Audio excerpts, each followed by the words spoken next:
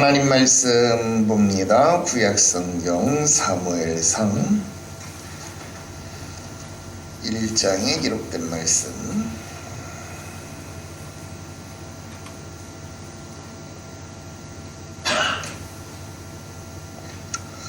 사무엘상 1장 9절부터 18절까지 기록된 말씀. 사무엘상 1장 9절부터 18절 우리 함께 한 목소리로 합독합니다. 읽어요. 시작. 그들이 실로에서 먹고 마신 후에 한나가 일어나니 그때의 제사장 엘리는 여호와의 전 문설주 곁 의자에 앉아 있었더라. 한나가 마음이 괴로워서 여호와께 기도하고 통곡하며 서원하여 이르되 만군의 여호와여, 만일 주의 여종의 고통을 돌아보시고 나를 기억하사 주의 여종을 잊지 아니하시고 주의 여종에게 아들을 주시면 내가 그의 평생의 그를 여호와께 드리고 삭도를 그의 머리에 대지 아니하겠나이다. 그가 여호와 앞에 오래 기도하는 동안에 엘리가 그의 입을 주목한즉 한나가 속으로 말하며 입술만 움직이고 음성은 들리지 아니하므로 엘리는 그가 취한 줄로 생각한지라. 엘리가 그에게 이르되 내가 언제까지 취하여 있겠느냐, 포도주를 끊으라 하니 한나가 대답하여 이르되 내 주여 그렇지 아니하니이다. 나는 마음이 슬픈 여자라 포도주나 독주를 마신 것이 아니요 여호와 앞에 내 심정을 통한 것뿐이오니 당신의 여종을 악한 여자로 여기지 마옵소서. 내가 지금까지 말한 것은 나의 원통함과 격분됨이 많기 때문이니이다 하는지라. 엘리가 대답하여 이르되 평안히 가라. 이스라엘의 하나님이 내가 기도하여 구한 것을 허락하시기를 원하노라 하니 이르되 당신의 여종이 당신께 은혜 입기를 원하나이다 하고 가서 먹고 얼굴에 다시는 근심빛이 없더라. 아멘.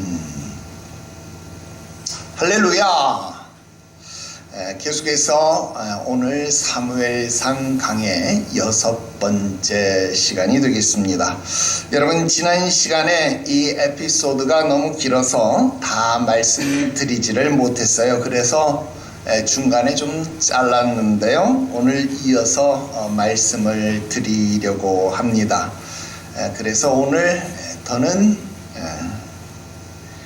다시는 근심빛이 없더라 두 번째 말씀 여러분들에게 드리려고 합니다. 먼저 지나간 시간의 내용을 잠깐 요약하고 정리해서 지나가도록 하겠습니다. 먼저 문제의 해결은 하나님께 있다.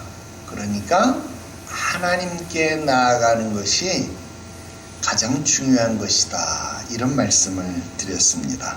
여러분, 이것은 우리 신앙인들에게 두 번 말하면 입만 아픈 내용입니다. 그죠? 여러분, 9절에서 10절 말씀을 통해서 한나가 문제의 해결자 하나님께 기도하러 나아갔다. 그런 말씀을 드렸다 하는 거예요. 여러분, 하나님께 나아가는 것, 그것보다 더 중요한 일이 없음을 여러분 꼭 기억하시기를 바랍니다. 한편 이 9절과 10절에서 우리가 많은 정보를 얻을 수가 있었죠. 먼저 문설주라고 하는 단어를 통해서 이미 성막이 이 실로에 고정되어진 지 300년이라는 기간이 흘렀다. 그래서 성막이라는 이 자세도, 이 성막이라는 이 건물이라고 그래야 할까요? 이 성막이라고 하는 처소도 약간의 보수 아닌 보수, 그런 시설이 보강 공사가 필요했을 것이다 라는 거예요. 그래서 이 성막 문 입구는 원래는 천막 정도로, 이 천으로 덮여 있는 정도의 문이었는데 거기에 문설주, 임방이 이렇게 설치되어져 있는 문설주가 있었다라고 하는 것이 보여진다라는 거예요. 그래서 이런 성막의 변화가 있을 수 있었겠다라는 것, 추론할 수 있었다. 그런 이야기 잠깐 드렸습니다. 그리고 그 문설주 곁에 의자라는 단어가 배치되었다. 그래서 이 의자라는 단어가 주는 의미에 대해서도 여러분들에게 설명을 좀 드렸습니다. 그리고 두 번째로 여러분들에게 한나의 기도에 대해서 설명을 했습니다. 한나의 기도가 어떤 기도인가에 대해서 우리가 규명을 했죠. 물론 우리가 한나의 기도를 2022년도 기도는 힘이 세다에서 한 차례 공부한 적이 있습니다. 한나의 기도는 출산 기도였다. 그래서 한나의 기도는 어머니의 기도였다. 뭐 이런 이야기를 우리가 한 적이 있었습니다만, 우리가 본문의 말씀을 중심으로 해서 다시 한나의 기도를 규명하는데 지난 시간에 두 가지를 말씀을 드렸어요. 첫째는 한나의 기도는 서원 기도였다. 서원을 담은 아주 강력한 기도였다. 그것도 조건절과 기결절이 반복되어지는 그런 아주 강력한 소원을 담은 기도였다. 그런 말씀 드렸고요. 두 번째, 한나의 기도는 아주 오랫동안 드려진 끈질긴 기도였다. 여기까지 여러분들에게 말씀을 드렸습니다. 오래라고 번역되어진 이 히브리어 라바라는 동사 여러분들에게 설명을 드렸죠. 점점 많아지다, 커지다, 증가되다, 이런 의미죠. 여러분, 기도는 많아져야 된다, 증가되어져야 된다, 점점 커져야 된다. 그런 이야기 여러분들에게 잠시 말씀드리고 말씀을 마쳤습니다. 오늘 계속해서 이 두 번째 한나의 기도가 어떤 기도인가에 대해서 말씀을 드려야 되는데, 첫 번째, 두 번째 이야기했고 오늘 세 번째, 네 번째 이 한나의 기도에 대한 규명을 계속해 나가려고 합니다. 자, 세 번째로 한나의 기도는 어떤 기도였는가? 자, 한나의 기도는요, 모든 것을 주께 물어보는 기도다. 뭐라고요? 모든 것을 주께 물어보는 기도다라는 거예요. 자, 17절 말씀해 보니까 엘리가요, 한나에게 이렇게 말을 해요. 이스라엘의 하나님이 내가 기도하여 구한 것을 허락하시기를 원하노라. 그렇게 이 엘리가요, 한나에게 말을 하고 있습니다. 자, 그런데 자, 우리말은 이렇게 번역이 되어져 있는데, 자, 이 말씀을 히브리어 원어로 보니까요, 그 말씀을 그대로 직역을 해보면 이렇게 번역해 볼 수 있습니다. 이스라엘의 하나님이 너가 그에게 물었던 그 물음에 답을 줄 것이다. 뭐라고요? 이스라엘의 하나님이 너가 물었던 물음에 답을 줄 것이다. 예, 엘리가 한나에게 한 답변이요, 바로 이런 뜻이었습니다. 네가 하나님께 구한 것을 허락하시기를 원하노라. 예, 우리 성경은 이렇게 번역이 됐는데 히브리어 원문은요, 네가 하나님께 물었던 것을 하나님께서 답변해 주실 것이다. 예, 요렇게 이야기하고 있습니다. 자, 그렇다면 한나의 기도는 어떤 기도였는가? 한나의 기도는 하나님 앞에 물어보는 기도다. 참 이 단순한 말이에요. 여러분, 기도가 무엇이냐 했더니 기도는 하나님 앞에 물어보는 것이다. 물어보는 것. 여러분, 대화의 기술, 하나님과 기도는 대화다라고 이야기를 했을 때 여러분, 대화가 뭐예요? 대화가 묻고 답하는 거잖아요. 하나님 앞에 물어보고 하나님이 답해 주시는 거예요. 우리 2025년도 신수성가가 뭐였어요? 내비게이션 열고 하나님 앞에 묻는 거잖아요. 길을 묻는 거잖아요. 우리가 요셉에게 길을 묻는 것 아니었습니까? 하나님 앞에 길을 묻는 것, 그것이 우리가 신수성가를 하기 위한 방법이었다라는 겁니다. 하나님 앞에 길을 물어야 하는 겁니다. 근데 오늘 우리의 기도는 물론 예수님이 구하라 그리하면 너희에게 주실 것이요 그래서 그랬는지 모르지만 하나님이 무슨 차용증서를 써준 빚쟁이도 아닌데 하나님 앞에 맨날 하나님 내놔요, 하나님 주세요, 하나님 내놔요, 하나님 앞에 달라고밖에 이야기하지 않았던 그런 기도였음을 우리는 생각해 본다 하는 겁니다. 그런데 기도의 본질을 우리가 빨리 회복하는 것도 참 중요하겠다라는 거예요. 여러분, 기도가 무엇일까? 기도는 하나님 앞에 묻는 것이 우선이다라는 겁니다.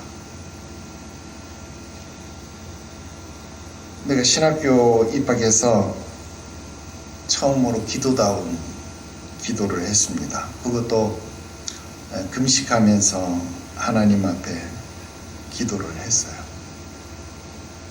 사실은 목사가 되고 싶어서 기도를 한 것이 아니라 목사가 되기 싫어서 기도를 한 거잖아요. 신학교를 그만두려고 기도를 한 거잖아요. 목사가 되지 않기 위해서 금식을 했고 목사가 되지 않기 위해서 기도를 한 거잖아요. 그래서 하나님 앞에 물었잖아요. 하나님 왜 하필이면 납니까? 나는 나이도 어리고 나는 경험도 없는데 왜 하필이면 나 같은 것을 부르셨습니까? 여기 와서 보니까 나이도 많고 정말 목사님처럼 보이는 그런 거룩하게 보이는 사람들이 정말 많은데 저런 사람들이면 충분할 것 같은데 왜 나 같은 아이를 쓰시려고 합니까? 그 이유를 말해 주십시오.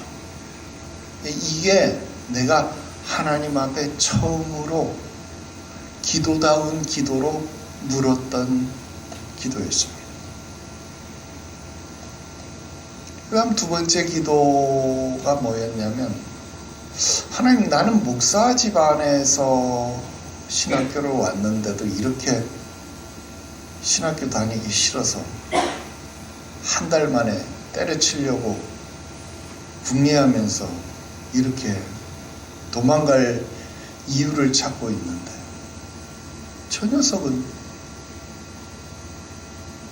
얘기해보니까 예수 믿은 지 이제 1년밖에 안 됐다 그랬는데 저 녀석은 왜 도대체 신학교를 온 겁니까? 저 녀석은 왜 신학교를 온 겁니까? 뭐 하자는 겁니까? 난 그 이유를 모르겠습니다. 이게 내가 가진 두 번째 질문이었습니다. 세 번째 질문이 하나님 정말로 나를 목사로 불렀다면 내가 목사 될 사람이 맞다면 내가 말을 좀 잘해야 될 텐데 설교를 좀 잘해야 될 텐데 그 증거를 좀 나 앞에 줘야 되지 않겠습니까? 마침 학교에 보니까 이제 조금 있으면 축제를 한다는데 거기 설교대회가 있다는데 내가 저 설교대회에 나갈 테니까 나를 1등 되게 좀 해줘 보세요. 그러면 내가 목사 될 사람이 맞구나. 내가 그렇게 인정을 하겠습니다. 여러분, 이게 내가 하나님 앞에 기도했던 세 가지 기도 제목이었습니다. 여러분, 이거 다 들었었잖아요. 내 일주일 동안 정말 열심히 금식했어요. 목사가 안 되려고. 열심히 금식하고 기도했는데 일주일이 다 되도록 응답이 없어요. 응답이. 그 응답이 없으니까 기분이 나쁜 게 아니라 기분이 되게 좋았어요. 왜? 이제 목사를 안 해도 되잖아요. 응답이 없었으니까. 응답이 없으니까 이제는 도망갈 이유와 핑계와 모든 게 다 갖춰진 거잖아요. 이제 신학교 때려치고 집에 가도 되니까 이제 다 끝났다. 일주일 딱 끝나는 날 얼마나 기분이 좋았는지 기도실 바닥에 탁 들어 누웠어요. 기분 좋아서 막 크게 웃고 있어요. 막 하하하하 막 크게 웃고 있는데 바로 그때 응답인지 아닌지 나도 모르는 응답이 왔어요. 마음속에서. 그래서 무서웠어요. 너를 택한 이유는 너가 경험이 없기 때문에 너를 택했다. 너가 경험이 많았으면 너를 택하지 않았을 텐데 네가 경험이 하나도 없으니까 너에게 때가 묻지 않았으니까 나는 너를 택한 것이다. 그 마음이 여기에 확 온 거야. 그래서 깜짝 놀랐어. 이게 뭐야? 막 깜짝 놀랐어. 첫 번째 응답이 어린 나에게도 이게 첫 번째 질문에 대한 답이라는 사실이 확 느껴지는 거예요. 그러니까 순간 놀래서 두 번째 질문을 또 물어야 되잖아요. 그럼 저 김희두는 뭡니까? 그 1년밖에 안 된 애 이름이 김희두거든. 저 김희두는 뭡니까? 김희두. 에? 저 김희두 뭡니까? 그랬더니 또 마음속에 와요.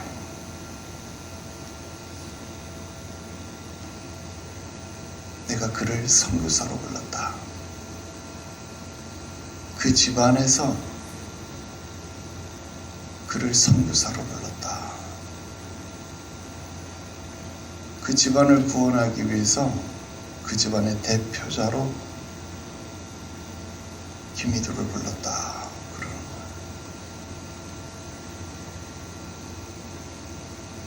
깜짝 놀랐어요.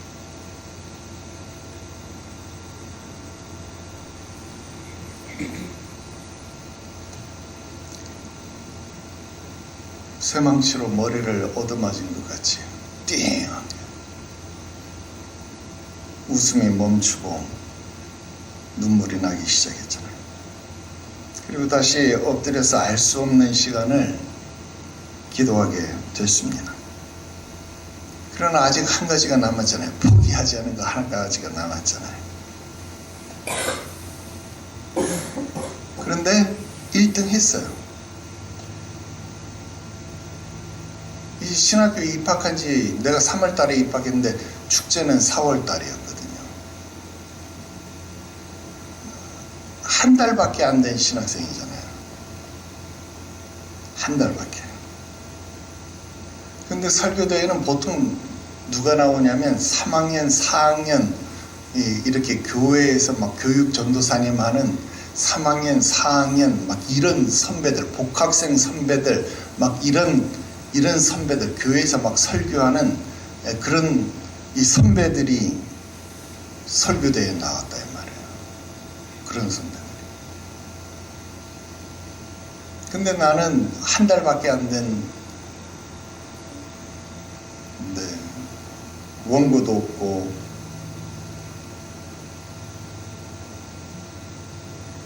그냥 성경 펼치고 읽고 설교를 시작했어요.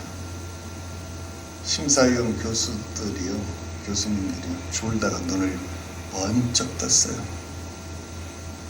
그 이후 신학교에서 조금 유명해졌어요. 근데 이 일 후에는요 한 번도 제가 신학교 졸업할 때까지 흔들린 적이 없습니다. 매주 목요일이면요 1호선 전철에 가서 학교 끝나가지고 전철전도 밤 9시까지 하고 매일 저녁 8시가 되면요 8, 9학번 기도 동지회 만들어서 기숙사 기도실 장악하고 4학년 졸업할 때까지 기도하고 그랬어요. 하나님 눈은 정확했습니다. 지금은 그때에 비하면 조금은 덜 순수하겠죠.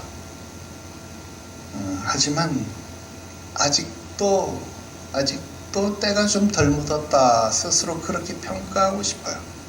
적어도 목회의 열정에 있어서만큼은. 여러분, 세상의 경험이 없으니 하나님만 의지하고 하나님만 바라봤습니다. 또 세상의 경험이 없으니까요, 내가 아는 세상이 얼마나 좁은지 압니까? 내가 아는 세상, 이 교회가 전부예요. 그러니까 난 교회밖에 모르는 거예요. 여러분, 주께 물어야 합니다. 기회 놓치지 말고요. 제가 말할 때 여러분 아멘 잘 하시기 바랍니다.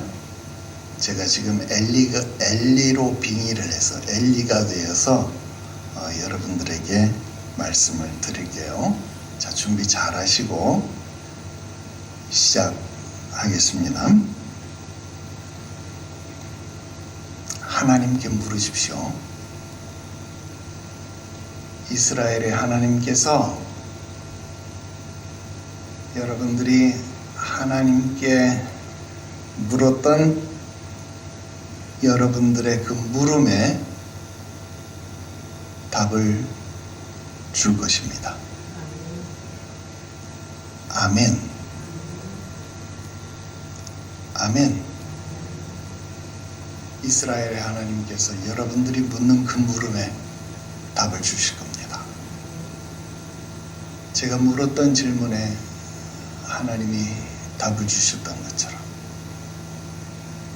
오늘 여러분들이 묻는 그 물음에 하나님이 답을 주실 겁니다. 여러분들은 잘 모를 거예요. 근데 나는 우리 교회 와서요, 지금 여기 있는 분들만 여러분들의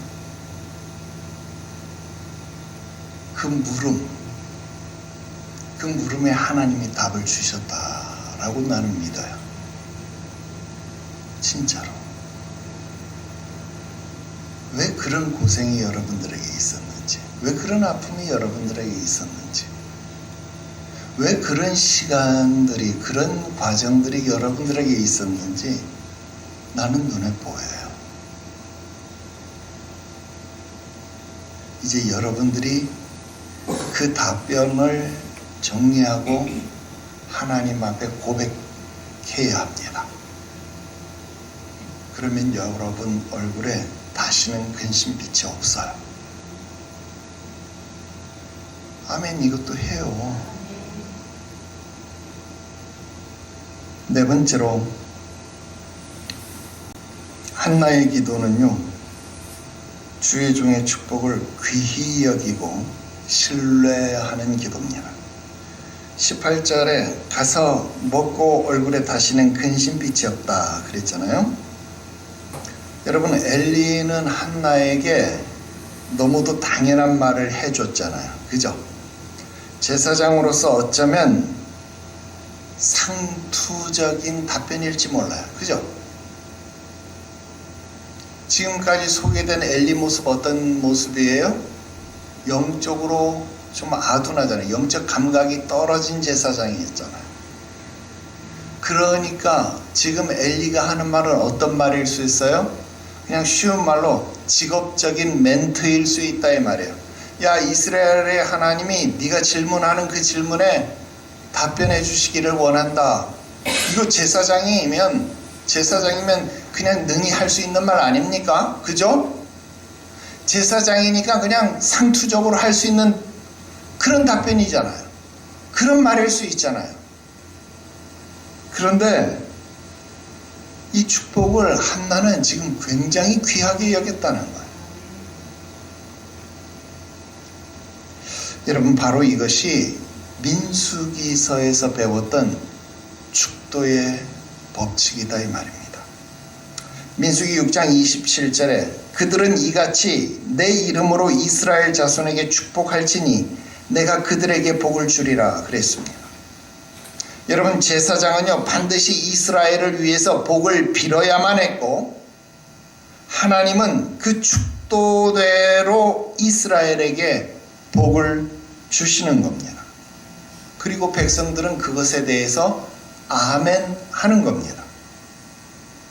여러분, 주의 종이 나를 위해서 복을 빌어줄 수 있어야 합니다. 그잖아요.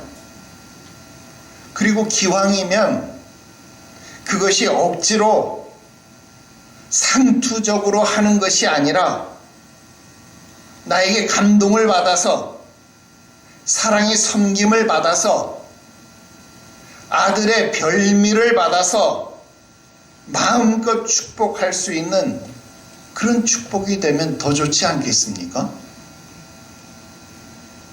여러분 좀 그렇게 못합니까? 여러분 다 알잖아요. 내가 얼마나 감성적인 목사인지. 여러분 나같이 감성적인 목사 만나봤습니까?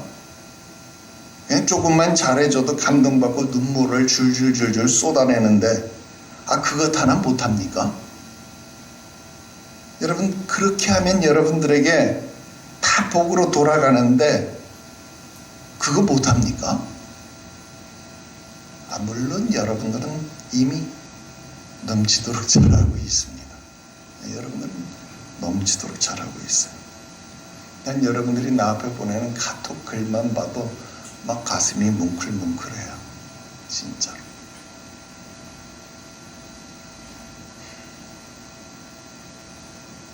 뿐만 아니라 성도는 아멘 하는 겁니다. 여러분 아멘이 뭡니까? 그대로 이루어질 것을 믿는 믿음의 고백입니다. 여러분 한나가 엘리의 말에 아멘 했다 그런 기록은 여기 없어요. 그죠? 근데 18절에 다시는 얼굴에 근심빛이 없었다 이 말이 그것을 방증하고 있습니다. 결국 9절에서 18절까지 기록을 보니까 그의 대적자라고 소개되었던 이 브닌나가 한나에게 던졌던 모진 고통, 그 모진 고통을 여호와께 가서 기도했다는 거예요. 어떻게 기도했어요? 그것을 하나님 앞에 가서 보고했다는 거예요. 조금 나쁘게 표현하면요, 하나님 앞에 가서 하소연하고 고자질을 했다는 거예요. 한나가 가서. 그래요. 기도는 그렇게 하는 겁니다. 그것이 오히려 인간적인 기도고요, 그것이 오히려 인격적인 기도입니다. 각종 미사여구를 사용해서 가식적인 기도, 사람에게 보이는 기도가 아니라 이게 진짜 살아 움직이는 기도입니다. 마치 사사기에서 이스라엘의 대적의 손에 압제받을 때에 하나님께 부르짖는 모습을 연상하게 됩니다. 여러분 지금 이 시기도 사사시대잖아요. 그런데 우리가 공부를 했지만 언제부턴가 사사시대에 이스라엘 백성이 하나님 앞에 부르짖었다라는 표현이 사라졌다고 얘기했죠. 그죠? 대적이 압제하면 그들이 여호와께 부르짖었고 그러면 하나님이 사사를 보내어 그들을 구원하셨다. 이게 사사기의 패턴이었잖아요. 그런데 언제부턴가 이스라엘 백성들이 하나님 앞에 구하기를 멈춰버렸다라는 거예요. 특히 여러분 기도원 때도 그랬고 나중에 그 지나면서 삼손 때에 이르러서는 아예 하나님 앞에 기도하는 것을 멈춰버렸어요. 그런데 지금 그 기도의 모습이 한나를 통해서 복원되고 있습니다. 삼손 시대에 블레셋 압제에도 불구하고 여호와께 도움을 요청하지 않았던 이스라엘이 지금 한나에게 와서 다시 하나님께 부르고 찾고 도움을 구하고 있다는 거예요. 이 사사시대의 말미에 다시 한나를 통해서 하나님께 기도함으로 여러분 하나님의 마음이 움직이고 있다라는 거예요. 그래서 여러분 마지막 사사였던 누가 나오고 있어요? 사무엘을 하나님이 보내시는 거잖아요. 누구에게? 이스라엘에게 보내는 거지만 당장 눈앞에 누구에게 보내고 있어요? 한나에게 보내고 있잖아요. 그렇습니다. 하나님 앞에 묻고 하나님 앞에 기도하는 자에게 하나님은 구원자 사사를 보내신다라는 거예요. 오늘 하나님 앞에 묻고 하나님 앞에 기도할 때 길이요 진리요 생명 되신 우리의 영원한 사사이신 예수 그리스도를 우리에게 보내신다라는 거예요. 여러분 이 사실을 흔들리지 말고 믿고 깨달으시기를 주 예수의 이름으로 축원합니다. 바로 이것이 한나의 기도입니다. 시간이 조금 지났지만 하나만 더 하고 마치려고 합니다. 세 번째, 엘리와 한나의 대화가 주는 교훈입니다. 자, 12절부터 14절까지 말씀을 보면요, 엘리는 한나의 기도를 술주정으로 오해하고 있습니다. 그죠? 자, 일반적으로 보면 당시에는 소리를 내어서 기도하는 것이 당연시 되던 그런 시기였기 때문에 입술만 움직이는 한나의 기도는요, 충분히 오해를 받을 소지가 있습니다. 그래서 엘리는요, 그 당시 잔치 또는 식사 중에 포도주를 너무 많이 마셨기 때문에 취한 것으로 여길 수 있다는 거예요. 자, 화목제 끝나고 같이 이렇게 공동 식사를 하니까 거기서 포도주를 마시면 취할 수 있잖아요. 그 취하고 성전에 와서, 성소에 와서 이렇게 해가지고 술 주정하는 걸로 오해할 수 있고, 엘리는 경험상 이 문설주 의자 곁에 이렇게 앉아서 볼 때 그렇게 술 주정하는 사람을 그동안 한두 번 봤겠느냐 이 말이에요. 그죠? 많이 봤으니까 아이고 저거 또 술 주정하고 있구나, 그렇게 생각할 수 있지 않겠어요? 그렇게 오해할 수 있다라고 하는 것입니다. 자, 여기서 무슨 생각을 해볼 수 있습니까? 한나는 자신의 기도에 스스로 완전히 몰입해서 하나님 앞에 자신의 심령을 토로하고는 아주 깊은 내밀한 이 영적 기도를 하고 있다 하는 거예요. 이건 정말로 간절한 소원과 깊은 믿음이 없으면 이런 기도는 불가능한 거죠. 여러분, 묵상 기도는 절대 쉬운 기도 아닙니다. 그 차원의 기도. 근데 이것을 보고 13절에 보면 엘리는요, 그가 취한 줄 생각했다. 여러분, 이 기록은 이스라엘의 사사였고 또 제사장이었던 엘리의 이 쇠퇴한 영적 감각을 그대로 보여준다. 만약에 엘리가 영적 감각이 뛰어나고 자신도 그런 깊은 영적 경험이 있었다라고 한다면, 술 취했구나, 아이고 저 술 주정하는구나, 이걸 먼저 생각했겠어요? 아니면 저 여자가 지금 아주 영적으로 내밀한 기도를 하고 있겠구나, 지금 이 생각을 먼저 했겠어요?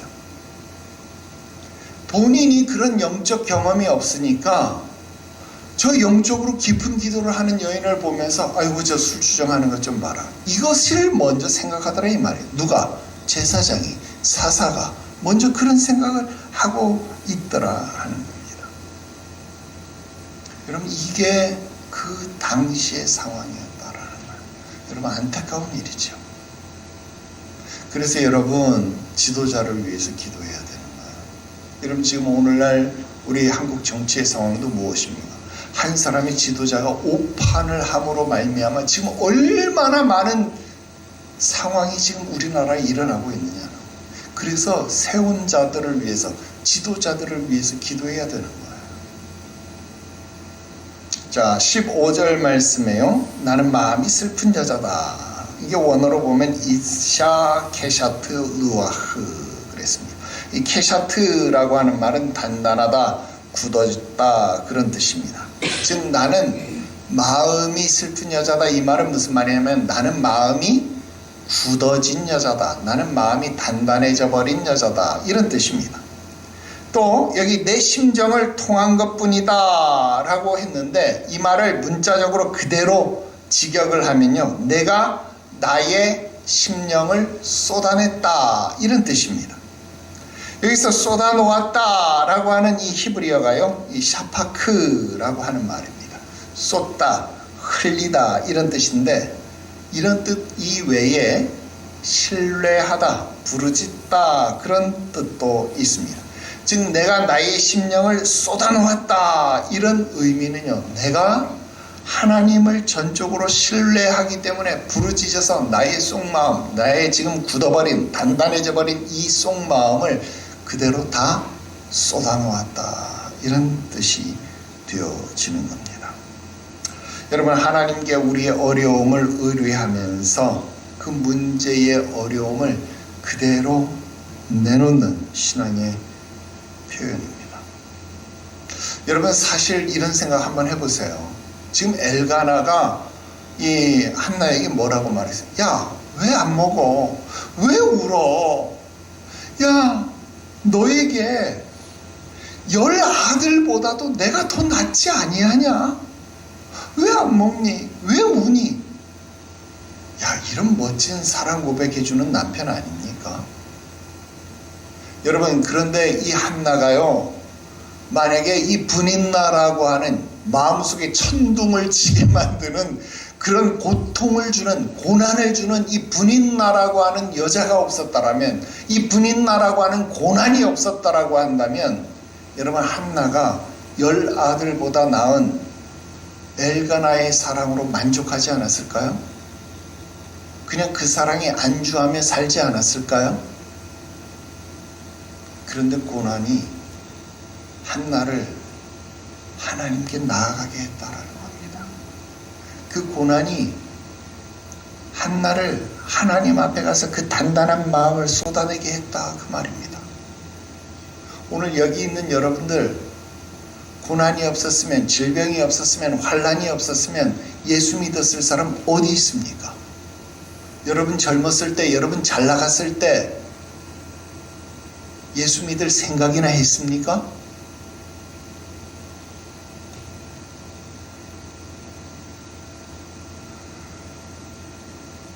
그래서 고난당하는 것이 내게 유익이라.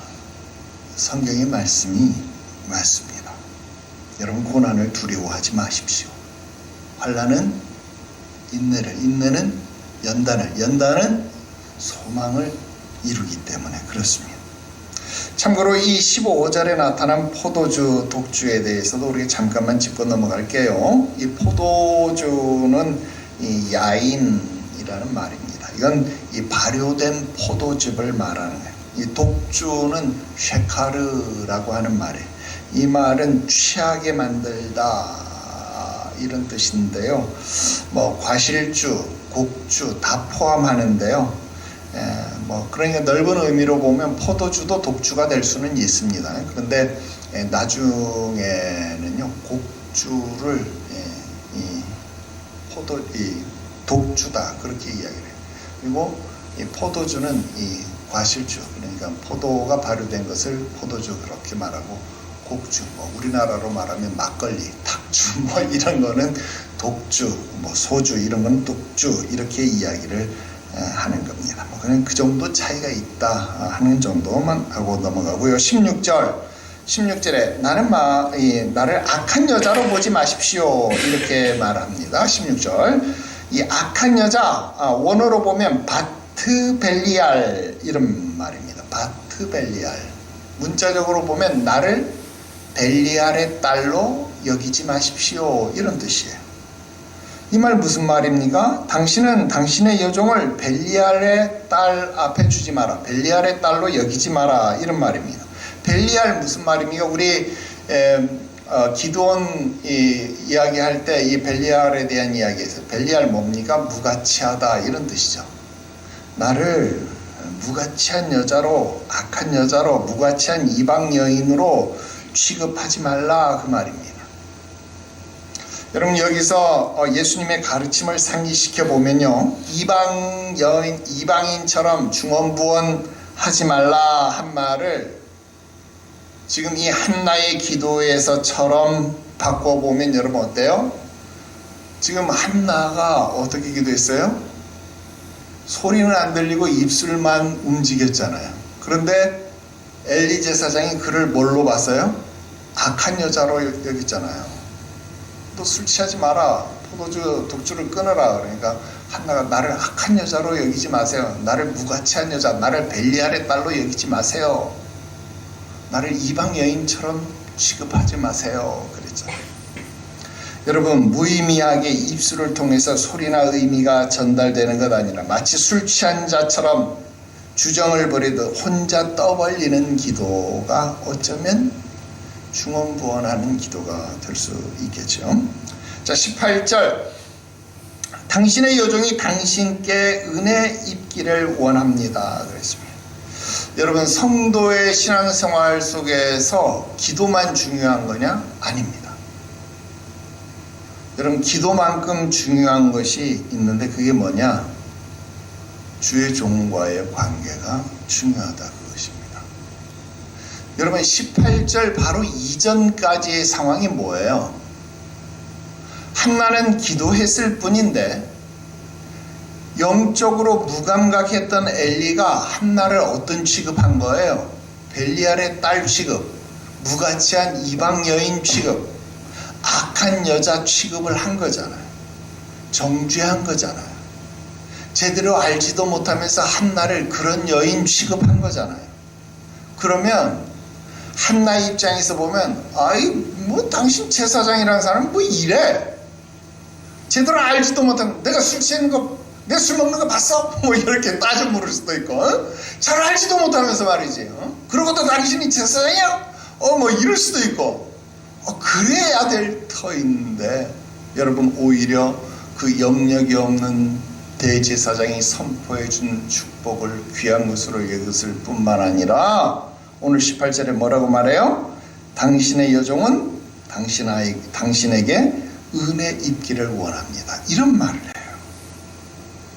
여러분, 한나는요, 하나님과의 1대1의 관계를 분명히 했습니다. 여러분, 이건 굉장히 중요한 거잖아요. 기도와의 관계는 하나님과의 1대1의 관계. 이건 너무나도 중요해요. 이건 너무나도 당연한 거예요. 그런데 한나는 자기를 술 취한 여자로 취급한 제사장, 자기를 악한 여자로 낙인 찍은 제사장, 사사였던 엘리에게요, 관계 회복을 소원하고 있다, 그겁니다. 왜요? 이것이 바로 중요한 질서였기 때문에 그렇습니다. 여러분, 제사장은요, 성탄절에 말씀을 드렸던 것처럼 폰티펙스, 무슨 말입니까? 다리를 놓는 사람이기 때문에 그렇습니다. 하나님과 나 사이에 다리를 놓는 사람이기 때문에 그렇습니다. 그러므로 그 관계가, 그 질서가 원활해야만 한다라는 겁니다. 막히지 않아야 된다라는 것입니다. 여러분, 항상 이것을 염두에 둘 수 있기를 바랍니다. 할 수만 있다면 주의 종과 척을 지지 말아야 합니다. 가능하다면 대적하지 말아야 합니다. 여러분, 이게 절대로 유익함이 없습니다. 그리고 여러분, 9절에 우리가 처음 말씀할 때 그런 이야기 했죠. 이게 먹고 마셨다, 한나가 먹고 마신 것이 아니다, 뭐 루터본 번역 이야기하면서 그런 이야기 했죠. 왜? 그 이유가 바로 이 18절에서 바로 확인이 되죠. 왜? 이 문제가 해결되자마자 한나가 어떻게 했어요? 가서 먹었다라는 표현이 나오잖아요. 그 말은 무슨 말이에요? 그 이전에는 한나가 먹지 않았을 가능성이 더 많은 거잖아요. 그죠? 문제가 해결되니까 먹었다는 거예요. 자, 이런 사상은 뒤에 보면 사무엘 하에 보면요, 다윗에게서도 나옵니다. 다윗이 밧세바와 간음한 이후에 이 밧세바가 임신을 하고 밧세바가 아들을 낳잖아요. 근데 이 일로 인해서 이 아들이 나중에 죽게 돼요. 근데 이 아들이 병들어서 죽게 될 때 다윗이 금식합니다. 살려달라고. 그런데 결국은 이 아들이 죽게 돼요. 근데 이 아들이 죽으니까 다윗이 어떻게 하냐면 씻고 음식을 먹어요. 그러니까 이 다윗의 부장들이 이상해가지고, 왕이시여, 아이가 아플 때는 그렇게 금식하고 막 이렇게 하더니 오히려 아이가 죽은 다음 그렇게 먹고 마시고 씻고 그러시는 이유가 도대체 뭡니까? 이상해서 묻는 거예요. 그랬더니 다윗이 뭐라고 말합니까? 야, 아이가 살았을 때는 혹 내가 금식하고 하나님께 긍휼을 얻을 수 있는가 하였지만 이미 아이가 죽었으니 이제는 내가 먹고 마시고 기운을 차리고 가서 백성을 돌봐야 하지 않겠느냐. 여러분, 그렇게 말하는 거예요. 여러분, 문제가 끝났으면, 문제가 해결되었으면 이제는 어떻게 하는 거예요? 먹고 마시는 것이죠. 여러분, 바로 이겁니다. 이제 결론 지어서 말씀을 드리려고 합니다. 여러분, 문제의 해결이 하나님께 있음을 알았다면요, 하나님 앞에 나아가야 합니다. 여러분, 그게 중요합니다. 하지만 많은 사람들이요, 이 사실을 알지 못합니다. 이것을 잘 알지 못하기 때문에 때로 하나님은요, 우리들에게 고난을 주십니다. 그 고난이 어떤 이름으로 찾아오냐면 분인나라는 이름으로 옵니다. 분인나라는 이름이 뭡니까? 진주라는 이름입니다. 다산이라는 이름입니다. 잘 되는 것처럼 보입니다. 아름다운 고결한 진주라는 이름으로 우리에게 옵니다. 그런데 그것이 나에게 고난이 되어지는 경우들이 많습니다. 아까 말했듯이 한나에게 분인나라는 고난이 없었다면요, 10아들보다 더 나은 엘가나의 사랑에 만족하며 살았을지도 모릅니다. 안주했을지도 모릅니다. 문제를 외면했을 겁니다. 그러나 분인나라는 고난은요, 한나를 하나님께 나아가게 만들었고 기도하게 만들었습니다. 그것이 하나님의 인도하심이다. 신수성가다라는 겁니다. 하나님께 나아가면 뭘 해야 합니까? 길을 물어야 합니다. 우리는 2024년도 그 요령을 요셉에게 배웠습니다. 이제 2025년도에는 실천해야 합니다. 여러분, 10아들보다 나은 남편, 10아들보다 나은 딸이 있어도 만족하면 안 됩니다. 지금 하나님께 길을 물어야 합니다. 그래야 그 물음에 대한 답을 듣게 됩니다. 하나님께 나아가 여러분들의 그 굳어버린 마음, 단단해진 마음, 그 답답한 마음을 하나님 앞에 쏟아내십시오. 오늘 우리가 불렀던 찬송처럼 늘 은밀한 가운데서 보시는 우리 주님께서 여러분들에게 큰 은혜를 베풀어 주실 것입니다. 기도드립시다. 거룩하신 하나님 아버지, 하나님이 들으시는 기도를 해야 함에도 불구하고 사람이 듣는 기도를, 내가 듣는 기도를, 내가 만족하는 기도를 했음을 용서하시옵소서. 어린아이처럼